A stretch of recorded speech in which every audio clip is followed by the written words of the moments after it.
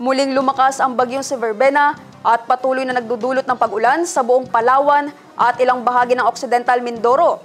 Asahan din ng pag-ulan sa Northern at Central Luzon na dala naman ng shear line. Habang ang hamihan ang nakakaapekto sa natitirang bahagi ng Northern Luzon. Ang ulat panahon mula kay Jen Garcia. Sa weather bulletin mula sa Pag-asa, makikita sa ating iWeather Center na sa 4 a.m. kanina ay nasa 130 kilometers west ng Coron, Palawan ang bagyong si Verbena.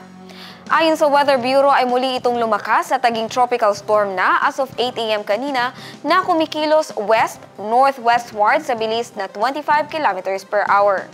Apektado nitong bagyo ang malaking bahagi ng Palawan at ilang bahagi ng Occidental Mindoro. Asahan din ang mga pagulan sa kanlurang bahagi ng Luzon at Western Visayas dahil pa rin sa bagyo. Makakaranas naman ng pagulan ng Northern at Central Luzon na bunsod ng shear line. Habang sa natitirang bahagi ng Northern Luzon ay maulap hanggang sa maulang panahon din ang nararanasan dahil naman sa umiiral na northeast monsoon. At para naman sa magiging lagay ng ating panahon bukas, sa Cotabato City, maglalaro ang agwatang temperatura sa 24 to 32 degrees Celsius at nasa 80% ang chance of rain. Sa Maguindanao, papalo ang agwatang temperatura sa 22 to 32 degrees Celsius at nasa 90% ang chance ng pagulan.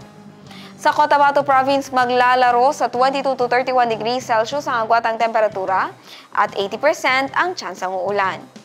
26 to 31 degrees Celsius naman ang magiging agwatang temperatura sa Davao City bukas at 60% ang chance of rain. Sa Cagayan de Oro City, papalo sa 25 to 32 degrees Celsius ang agwatang temperatura at 90% ang chance ng pag-ulan.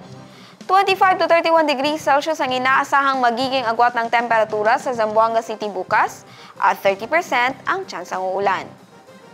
Ang Lanao del Norte ay papalo bukas sa 22 to 33 degrees Celsius ang agwatang temperatura at nasa 90% ang chance ng pag-ulan. Habang sa Lanao del Sur naman ay makakaranas ng 21 to 28 degrees Celsius ang agwatang temperatura at nasa 60% ang chance of rain. Ang araw ay sumikat kaninang 6:02 ng umaga at lumubog ng 5:24 ng gabi.